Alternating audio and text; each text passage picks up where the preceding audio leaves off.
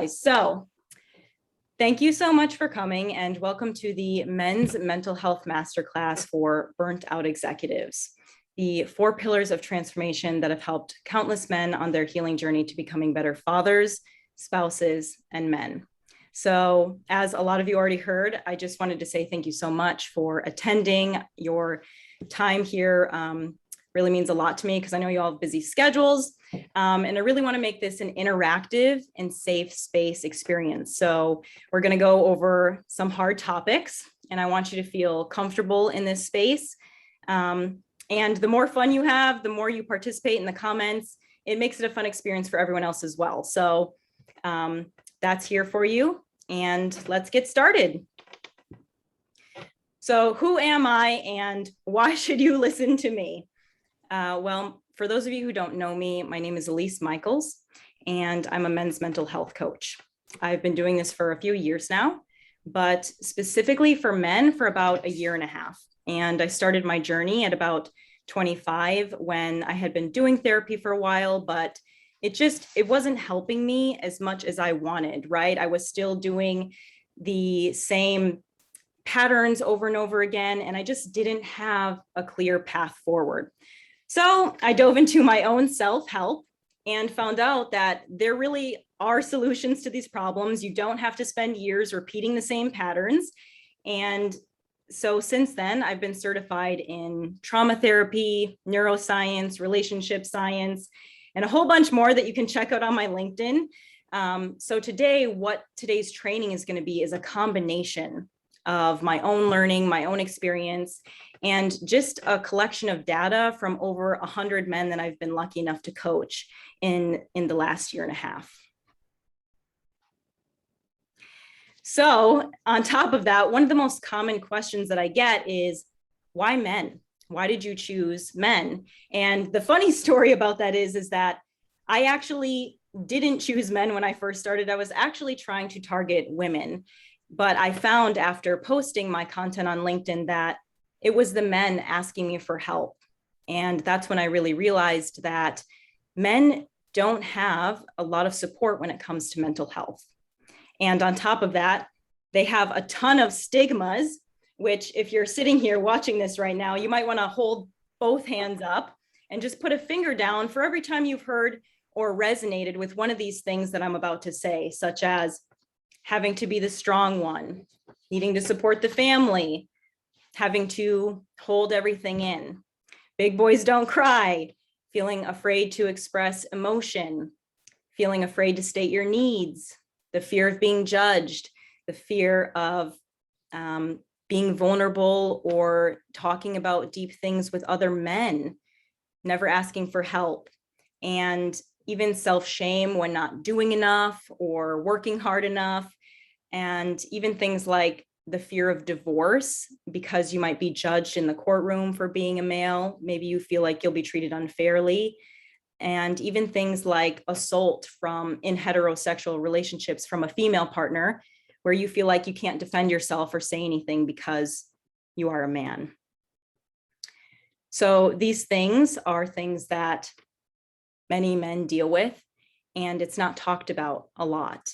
And so I chose men and decided to go full blown into men because I wanted to create a safe space to bring these stigmas up, to overcome them, and to allow men to have the human experience that they really deserve.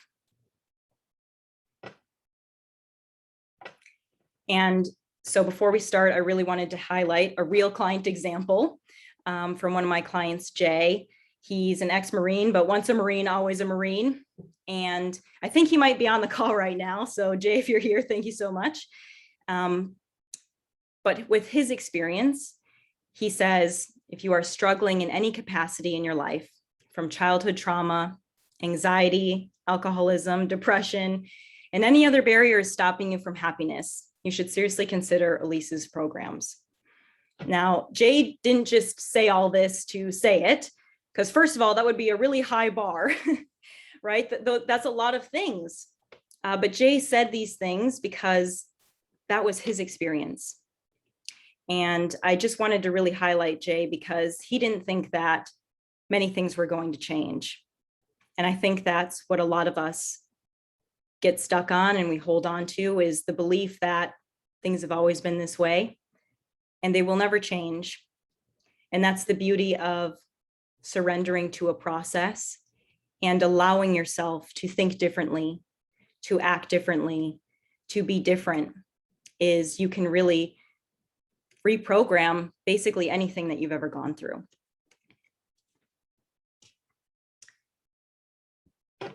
So what you will learn today, what you can expect to take away, is I'm going to teach you the 4 pillars of transformation that I use in all of my one-on-one coaching, that I help men go from anxiety, burnout, relationship issues, purposelessness, to being fulfilled, excited, and emotionally regulated fathers, spouses, and men. Let me know, guys, if this is resonating with you, if you are feeling connected to any of these things, or if you have any questions. I would just love to know. So how we do this is by the 4 pillars of transformation. And you're like, what the heck is that? So to make it easy, I like to tell things in stories, right? So I want you to think about the pillars as the pillars to a house. And these are load-bearing pillars, which means if any of them are weak or crumbling or non-existent, that's going to put a lot of weight on the other pillars. And it's also going to affect how the house stands up. And I want you to think of yourself as the house. So if one of these pillars are missing or needs work, you're going to know by the end of this call, because we're going to go through each pillar individually, and you will be able to rate from 1 to 5, 1 being the most unbalanced, 5 being the most balanced, to see what area of your life you can make stronger, you can invest in, to really be the best house that you can be. So the first pillar is going to be the mental pillar. Our mental health affects absolutely everything we do. It's the groundwork for the house. It will inspire thoughts, beliefs, self-identities. It will inspire us to trigger to take action or not to take action. It will set the standard for anything that we feel is possible for us.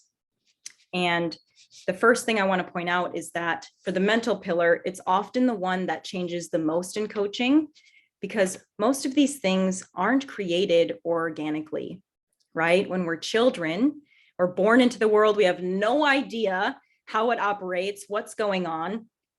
We only rely on our guardians to show us how the world works and what our place is in it. And so your template will be shaped by your parents' beliefs, your environment, what people think about you, your religious affiliation. All of these things will be ingrained in you as a child.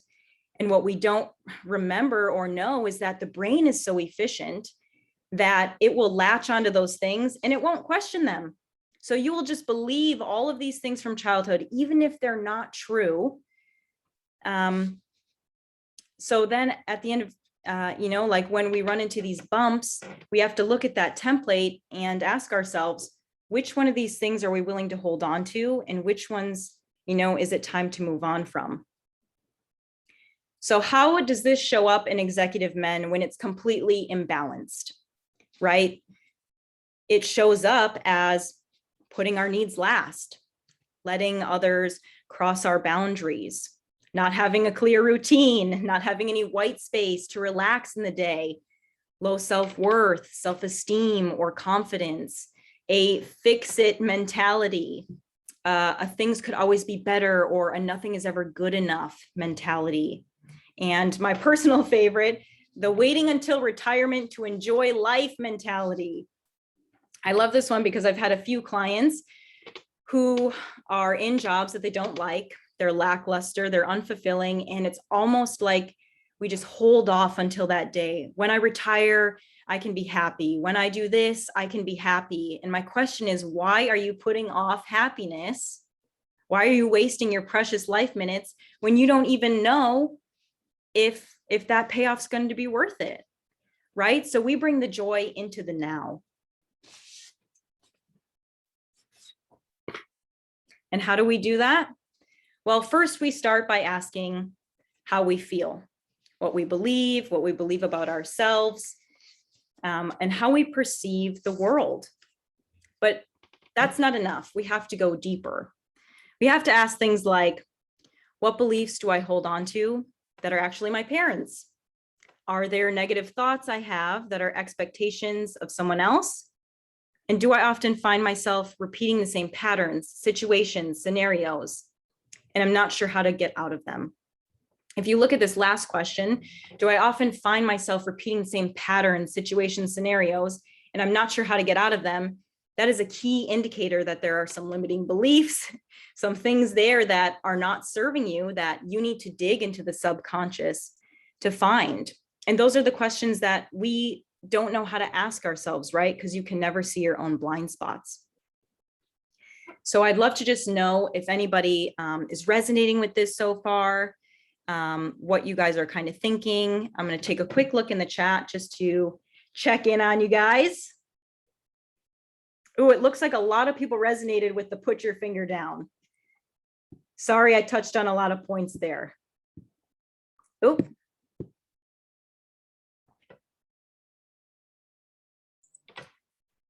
Yes, I will definitely share. So someone asked a question in the chat. I will share the presentation after. It is going to be recorded. So if you feel like you want to just soak in the information right now, instead of taking a bunch of notes, feel free to do that. I want you to feel free enough to be present, to soak the information in, to ask questions. So yeah, so now that we've gotten to the end of the mental pillar, I want you to absorb all the information that I just said, because now we are going to rate it from a scale of 1 to 5. 1 being the most imbalanced and 5 being the most balanced. So you need to be really honest when I start reading these off, which one you resonate with more. Maybe there's some middle ground there, but for the most part, 1 totally out of balance is I have a lot of negative self-talk. The world is a dark place. There's not a lot of opportunity. Nothing will ever get better.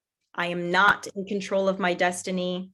I do not meet my own needs, and I might have some low self-esteem and self-worth. Well, on the opposite end, having like a totally strong pillar is I see opportunity everywhere. I feel genuinely well and capable. Everything is working in my favor. I'm in control of my destiny. I meet my own needs, and I have high confidence, self-esteem, and self-worth. So I'm just going to give like 15 seconds for you to kind of digest these, chew on them a little bit. I'll check the comments, but I want you to rate your pillar because this is going to all come together at the end of the masterclass. Elise, I have a quick question, if that's okay. Yeah, of course. So this is really interesting. I mean, I was reading what you sent out beforehand, the mental pillar, and I know this is an executive call, but I find that my pillar is different on my professional versus my personal level. So I don't know if that's a weird comment or if that's normal, or we should be focusing only on the professional side here. Well, your personal will affect your professional no matter what. So can you explain to me a little bit more about, like, this is what I find as executives, they will struggle with all of these things, and these things affect the professional life. Okay, that's good for now. Does that make sense? At least I know that firsthand. Okay.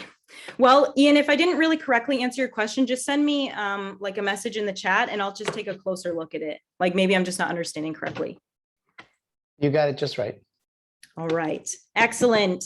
So it looks like everybody's kind of decided. We're going to move on to the next slide, which I wanted to highlight Dr. Norman Ehring, because he is a psychotherapist, and this leads directly into our next pillar. Who here has ever resisted getting help, talking to a coach, getting advice when they really, really needed it? Because that's exactly what the doctor highlights here is he was very, very reluctant to do coaching with me. And I don't blame him because he's been a psychotherapist for 30 years. And honestly, I was very scared as well to coach him because I thought, what am I possibly going to teach him? But that is the beauty of both of our beliefs being able to be changed because he gave it a chance and because I was willing to step up. He was pleasantly surprised. He says, I found myself crying from her uncanny ability to be fully present, non-judgmental, and compassionate. She's given me the necessary tools to deal with the past, letting go of unhealthy ways of relating and move on to focusing on my present work. I have been a psychotherapist and coach for over 30 years and have seen my own share of them. And I just really wanted to highlight what he said, because first of all, no matter how many tools we have, we can still struggle in an area and find that we are always able to be coached, that we are always, able to learn something new. And when we surrender to that, we don't try to just do it all ourselves. We can find ourselves pleasantly surprised. And another thing that I want to highlight is when he talks about being fully present, non-judgmental, and compassionate. And that's one of the things that I really want to highlight, especially with men, is because men have been denied a lot of emotional, just a lot of experiencing emotion in general. That's something that they really struggle with, to connect with anybody in general, and especially other men. So that's why I'm so passionate also about having this masterclass and having the chat, because perhaps some men can connect with each other tonight. And that's just so important for males to connect with each other in vulnerability. So leads us into the next slide, which is relational. With the relational pillar, the quality of our relationships will determine the quality of our life.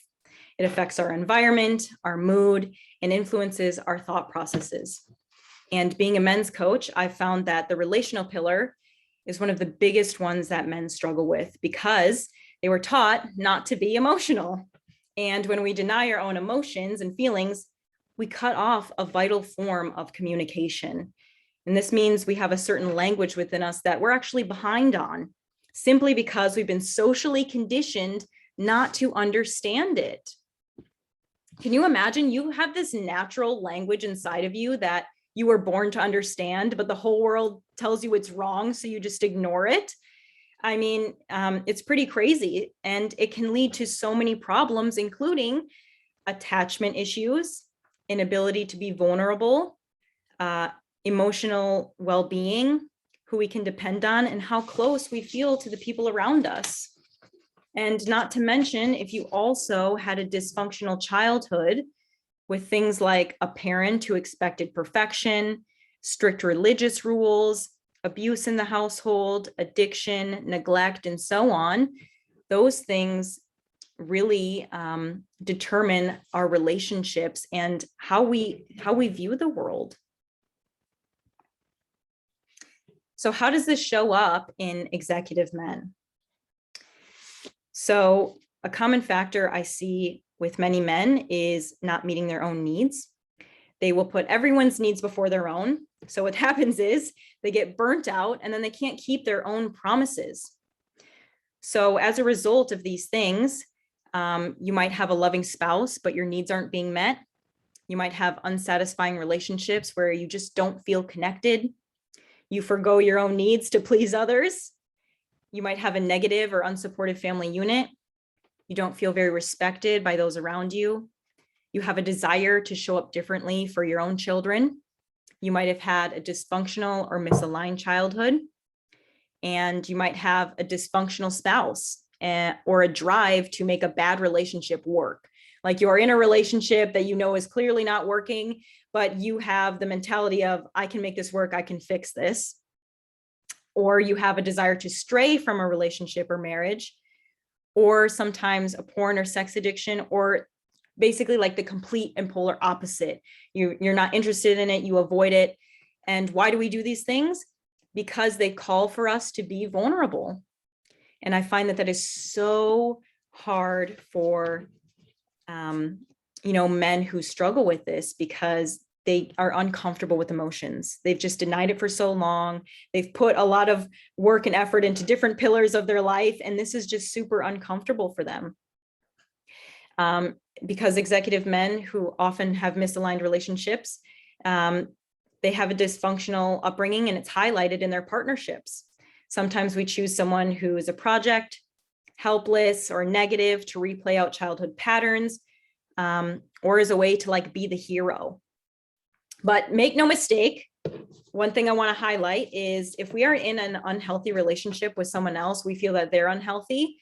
There are two unhealthy people in that relationship, because truly healthy people are not attracted to unhealthy people.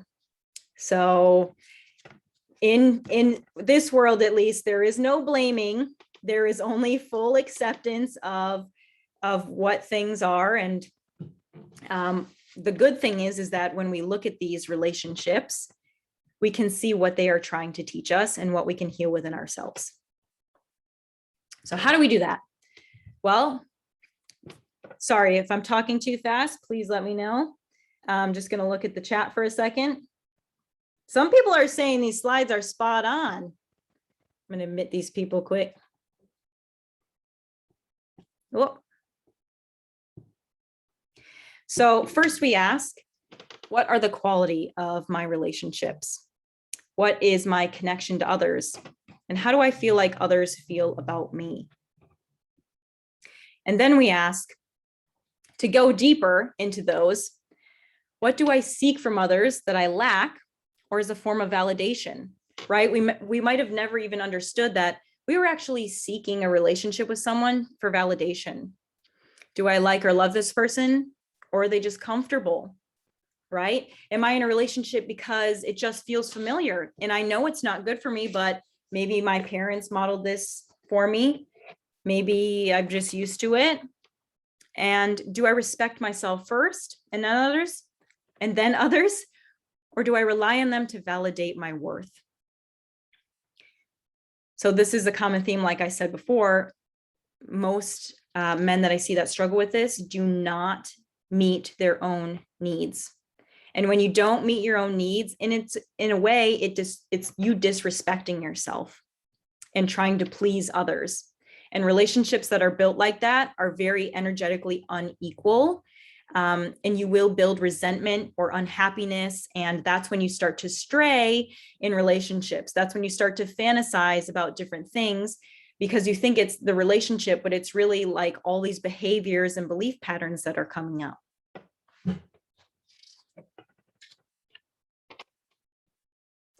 So now it's time to rate our relational pillar.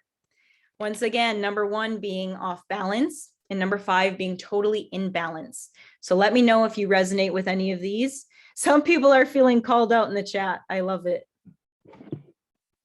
So number 1, off balance. I don't connect with anyone. I don't feel supported. I have no one to go to. No one understands me. I generally feel lonely, and I tend to isolate when things get hard. And being in balance is I have great friends, family, and support. I have stable relationships. I feel comfortable being vulnerable with men or women.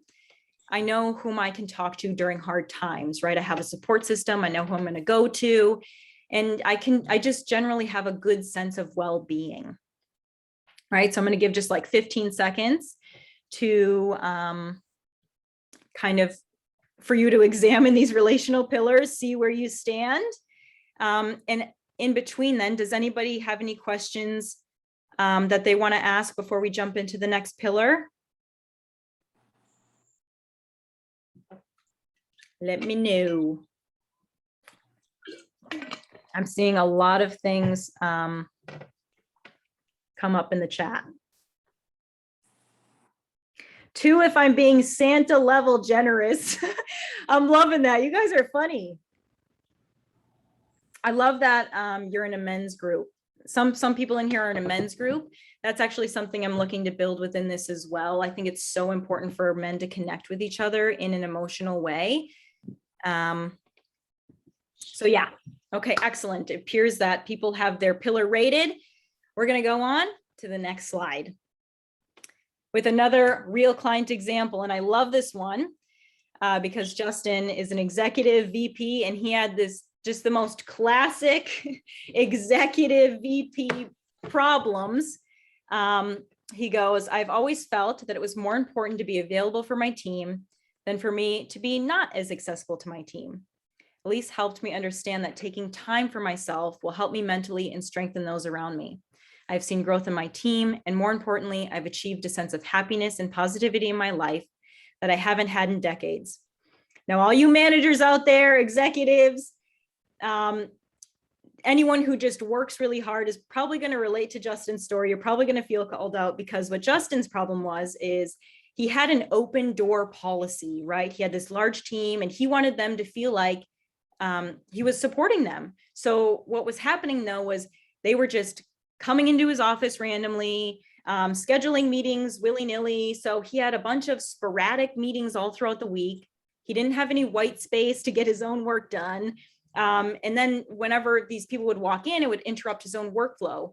So it would bleed into after work and into the weekends. And who do you think was upset when it bled into the weekends? His wife, his family, because he wasn't being present. He was waking up in the middle of the night thinking about work, anxiety, right? And that's what happens when we want to be that guy for our team, as opposed to enabling them to become self-sufficient leaders. So it's crazy because just the addition of a white space for ourselves, that 2 hours in the morning to get your own stuff done, to handle your own deal, and then telling your team, hey, I only have limited time for you, actually enabled them to stop walking in his office. They had a clear idea of when he was available. He had more time, and then he was able to be present with his family. So if any of y'all feel called out right there, let me know, because this is a very common thing that I see. And even that I struggle with sometimes. It's hard to set boundaries sometimes because you want to be available. But just remember that more than you want to be available, you want to enable other people to be self-reliant. And you can't do that if you're always trying to be coddling them. Okay. So this goes into our next slide. Spiritual, the spiritual pillar. What is spiritual? Well, it's our internal fulfillment. It is what drives us, what motivates us, what connects us to the world. And for men, I found spiritual to be one of the most important pillars because divine masculine energy needs a purpose and a passion. So this shows up as our internal fulfillment, our drive, our motivation, our connection to the world, what makes us feel like we contribute and make a difference. And this also shows up as creativity, which is a skill set that all men have, but most men deny having or don't even try using because they are unceremoniously pushed into mathematics and logic. And you can say biologically one or the other are creative, but that doesn't mean that, you know, we should deny one or the other. Because you have it, so why not use it? So how does this show up in executive men when it's imbalanced? You don't feel truly connected to the world. You do a job just for money. Your daily feeling is meh. You feel like you could be doing something more, not feeling motivated to do anything after work because your energy is just totally burnt out, it's zapped. There's no real joy or denial to do joyful or relaxing things because you're just so wound up. You might feel lazy when you're trying to enjoy yourself. You usually have low energy and drive, no hobbies, goals, or real purpose, and not a strong sense of masculinity, right? That thing that just makes you feel like I am connected to my divine masculine. And so where I see the spiritual pillar start to fall apart for a lot of men, either stems from childhood, which means we've never really started the goal getting. We're usually just demotivated, kind of falling into whatever, or the dream has died out because you were so motivated, you were so successful that you reached the pinnacle of the mountain. And then you forgot to set another mountain, right? The new mountain hasn't been created. So you're like, what do I do now? So we're taught to go after our dreams, but for men, the dreams that we have are very limited, right? It has to be something. And let me know if you connect with this, all right? Because I could be wrong. So let me know if you connect with this next part. But the dreams that people tell men to have, it has to be something smart. It has to be something impactful and profitable. It has to make you look strong, successful, and accomplished. Because those are the things that I've garnered from the data that I've collected. So while executive men are super successful at executing these tasks, it just doesn't leave much room for joy or enjoyment, right? The pressures of having to take care of a family and be the support system and be the strong one and be very smart and just look good, right? Like look successful. That is, the impact is getting a job that you just kind of fall into or that you were told to do. And you haven't really done out of enjoyment. So let me know if those resonate. Some people definitely guilty of forgetting to look for the next mountain. Wanting to tap more into creativity. Yeah, love it. Constantly feeling drained. Wake up around 2 and can't go back to sleep. These are things that I see over and over again. But the good thing is they are easily solved. And right now, as you're looking at this, I want you to have hope because you know now exactly where you can work on things. And that's like really a gift. So how do we do this with the spiritual pillar? Well, we look at what we like to do. We look at what we're good at. We look at what makes us feel good. But then we dive a little bit deeper. What's my purpose? What's my mission? How do I contribute to the world? What fills me with a sense of joy, a sense of calm? What did I like to do as a kid? These are the things that are going to keep us going when times are rough. If we just have a job for money because it's what we think we have to do, we might push through, but it won't grant us a good quality of life. And earlier I mentioned how men are steered more towards logic, and this is fine, but when we cut off creativity completely, we ignore our ability to allow solutions to formulate instead of trying to force them into existence, right? So with men, what I see is it's a push, push, push mentality, right? And if there's no relax, there's no joy, there's no play, then there's information in your brain subconsciously that you're not able to access because you never slow down, right? It's ironic, but once you start to slow down, some answers come really easy to you. So now it's time to rate. You know the drill. We're going to rate the spiritual pillar on a scale of 1 to 5. So 1 being the most imbalanced. I have a job just for money. I've lost my mojo. I don't have hobbies or fun activities. A general sense of meh or purposelessness. I believe pushing is the way to get what I want. While number 5, being the most balanced, being the most strong, is I have an inner knowing. I have drive and purpose. I have a mission and I feel fulfilled working on it. I allow myself time to relax and play.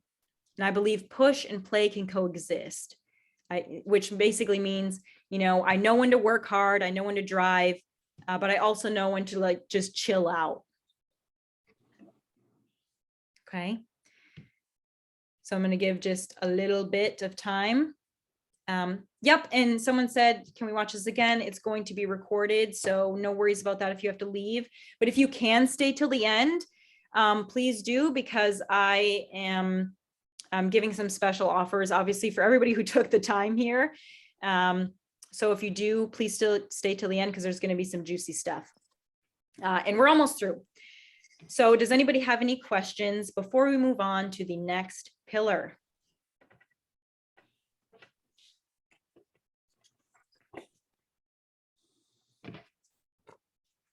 I'll look in the chat. Everybody's good? Everybody's Gucci. How are you guys liking this so far? Is it valuable? Is it not valuable? Can I get like a thumbs up or, in the chat or... Okay, someone said it's awesome. I'll keep going just for you, Clem.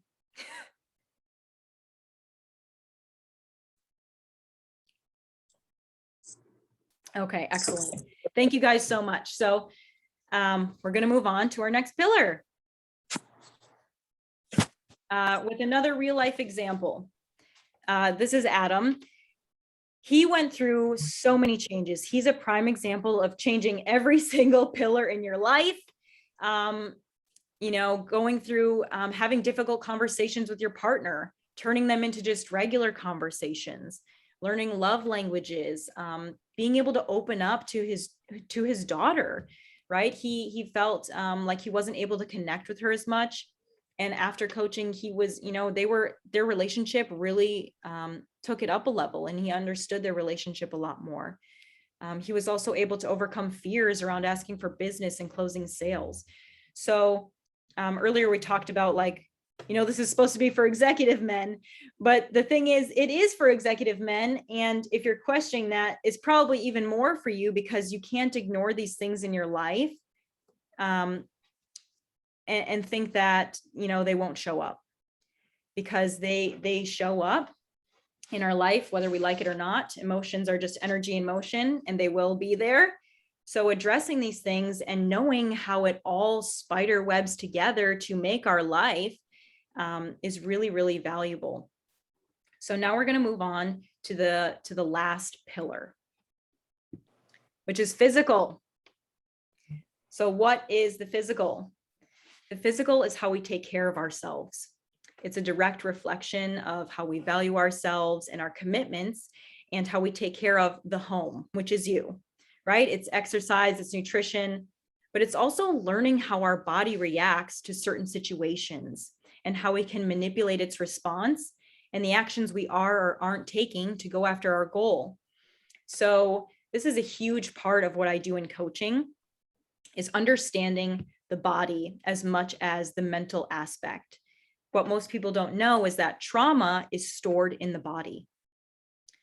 So that means if you've had a dysfunctional childhood, if you've had a traumatic experience, and dysfunctional childhood could be anything, right? There's dysfunction in like anybody's life. It simply means that our body stores all of that information in how it reacts. So when we start to understand those responses, we don't have to think so much about how to respond. We can manipulate our body's response and control how we feel. We can start to feel better if we understand how the body works. So how does this show up in executive men when it's totally misaligned? These are the patterns that I've seen. So it's feeling tired even when getting sleep. Your life and eating schedule is totally chaotic. You might have random, strong emotional outbursts, right? Like you might not be able to control your anger or sadness. It just comes out. You tend to bottle up your emotions, don't have a true release for thoughts or feelings. You might have high anxiety, fatigue, burnout. You might eat or drink to deal with stress. And there might be sexual shame or repression. So one important piece I want to point out here is the last point, because executive men who struggle with these things usually have some kind of mental or emotional, relationally weak pillar as well. And that's when they really struggle with the physical when it comes to sex. There's a loud complaint amongst heterosexual men that women don't want, need, or like sex as much as men. And so they might constantly feel ashamed or try to repress that part of themselves. And this is what can lead to behaviors like we talked about before, such as porn addiction, infidelity, and so on. So that's another thing too, is just we have needs as people, and there's no reason to be ashamed of these things. And when we just feel like we are, no matter what, and we don't have our emotional needs met, then we don't know how to communicate that either. So it's a big shame cycle where we want something, we don't ask for it, or we don't know how to, and then we get denied. And then it's just, we seek other ways, because we can't just keep denying what's within us. It will come out. So how do we fix this? Well, first we ask, what am I doing every day? How are my actions playing into my everyday goals? How am I physically taking care of myself? And how is my body telling me what it needs. But diving deeper, we look at, how am I silently self-sabotaging? How does my self-respect show up in my eating and exercise patterns? Do I listen to my body when it tells me to slow down or speed up? Am I taking care of myself properly? And am I allowing time for my body to relax? So these are the questions that we look at when we really start to heal. Okay. So now it's time. The last pillar that we are going to rate. Once again, off balance, in balance. So being off balance is, I don't have any energy. I might have high anxiety, fatigue, restlessness, or feel slow. I'm out of touch with how my body feels. I don't nourish my body or exercise properly. And I typically push past the point of burnout. So that's being totally off balance. Whereas if you're in balance, it's, I have unlimited energy and stamina. I can assess where my body is at all times. I take breaks when needed. I nourish and take care of myself properly. And I can emotionally regulate myself. I understand when I'm getting worked up, and I can kind of hold back on emotional outbursts. I don't outburst. I know where my body's at, and I can walk through that with ease. So take some time now to rate that pillar and see where you are at.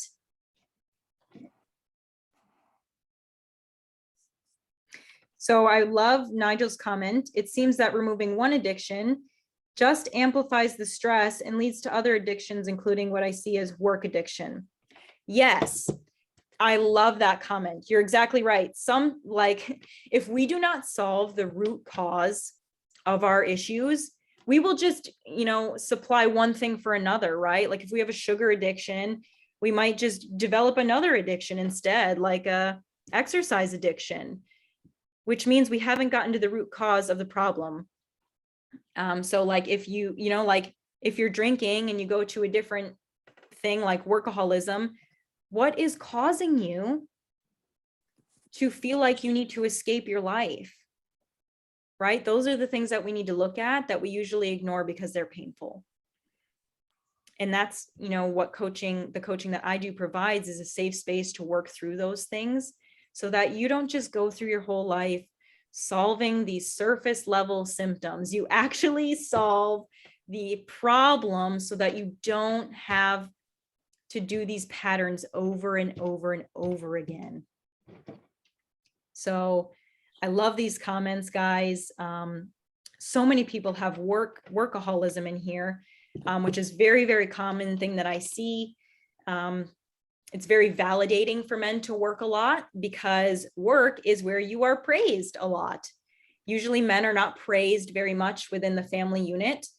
So if they can get accomplishments within the work unit, that's where you're going to go, because every human needs praise. Every human needs love and affection and attention. And so if we don't get it in any other areas, it's totally understandable, right? So here we are on the last pillar, and we're just going to recap. This is what you learned. This is what it was all about. So mental holds our beliefs, thoughts, identity, tells us what we're capable of. The relational is our experience on earth, the ability to be vulnerable, connect, and make a difference.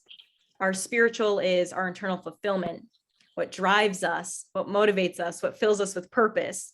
And our physical is our physical well-being, how we connect to our intuition and our nervous system.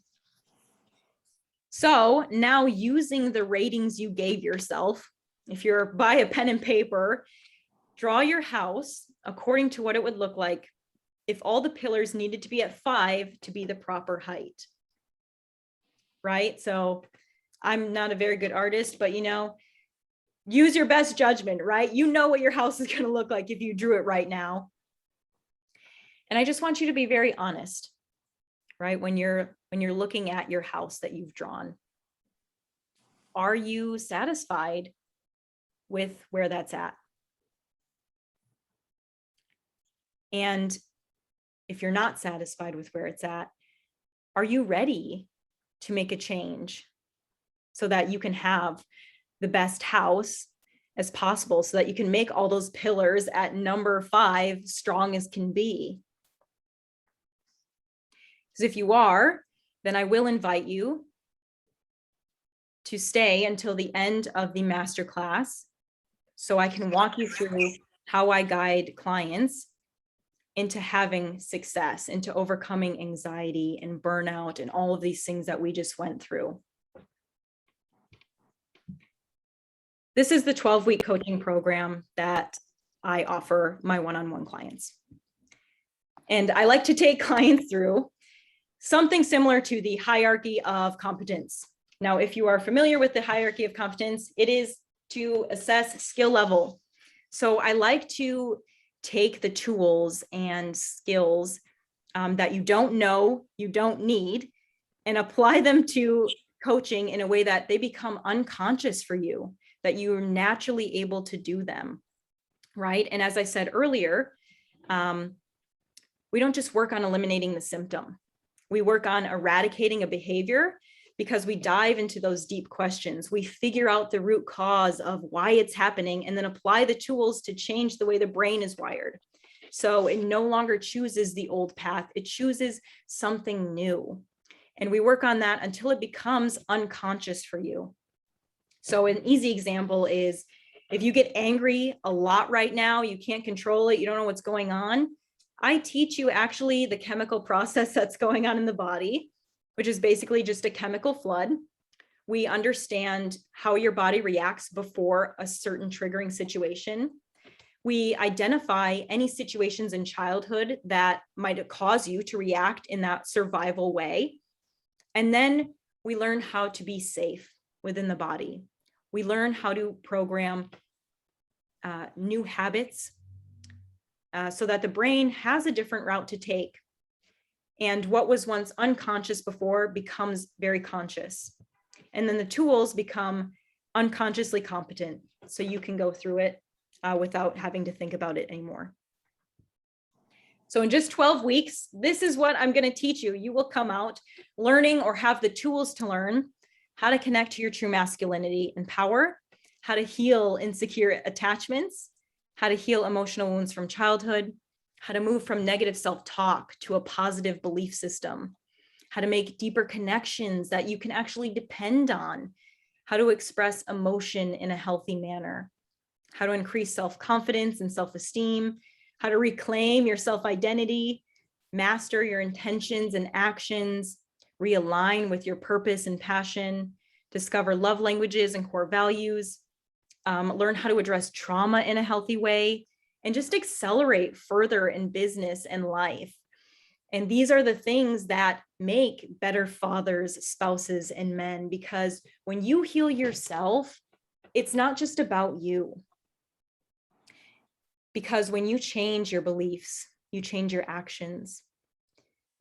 Changing your actions means you treat people different, you see people different, you respond differently. So your children are seeing you differently. They're seeing how you treat mom differently, or, your partner differently. And that stops generational trauma from passing on. That's why I'm so invested in this, because healing is not just about you, it's about everyone around you. So you go from anxious and burnout, unfulfilling career, unfulfilling relationships, no real direction or clear path forward, maybe low self-esteem, self-confidence, desire to connect more and be more and show up more, to having a clear pathway forward, to having healthy relationships, healing childhood wounds, having higher self-confidence, self-esteem, self-worth, and a strong connection to your personal masculine energy. You will find people respecting you more when you apply all of the tactics and tools that we have here, right? Because one of the things that I see with executive men, another example, is trying to make people happy by doing everything that they want or trying to please them. And the thing is, you're not happy, and then they don't end up happy. And then nobody's happy. And then you don't even feel in your true masculine, right? So we create a clear pathway to get you from A to B. The coaching includes 12 individual 60-minute Zoom calls, one-on-one. We chat just like this. You get unlimited support 24/7 through WhatsApp, text, and voice message. So there's no waiting in between sessions, right? I want you to know that if you have an a triggering moment or, an epiphany, you can share that with me and we can reprogram right then and there in the moment. I can't guarantee that I will be up 24/7. That's not going to happen, but you have that support and that access so that you can reprogram and you won't have to wait until the next session. I also send out a luxury gift box. I want you to have something tangible, something that can help you along your healing journey. So that's sent right to your door.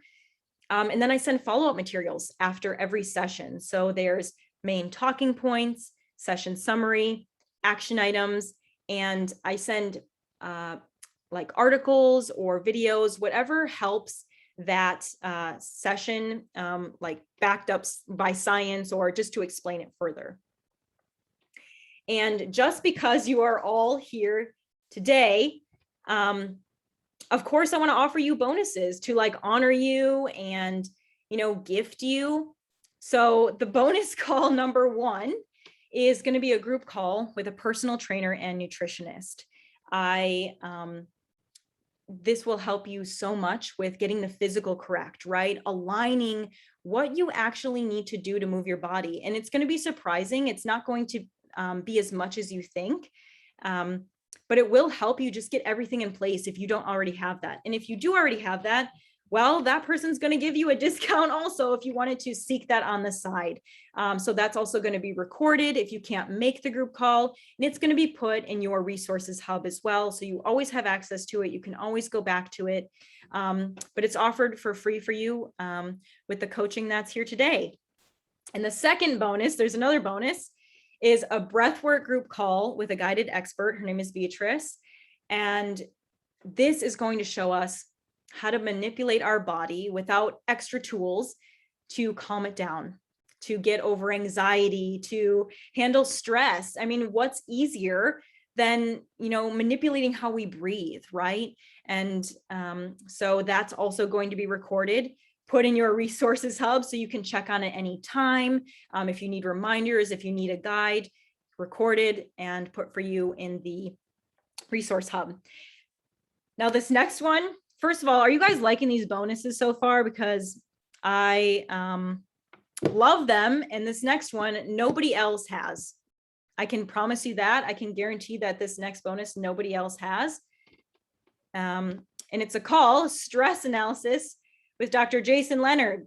We are going to send a literal stress analysis test to your house so that you, at the beginning of coaching and at the end of coaching, so that you can see scientifically, medically, how your stress levels have changed. We're going to measure it in the beginning. He's going to go over the results with you.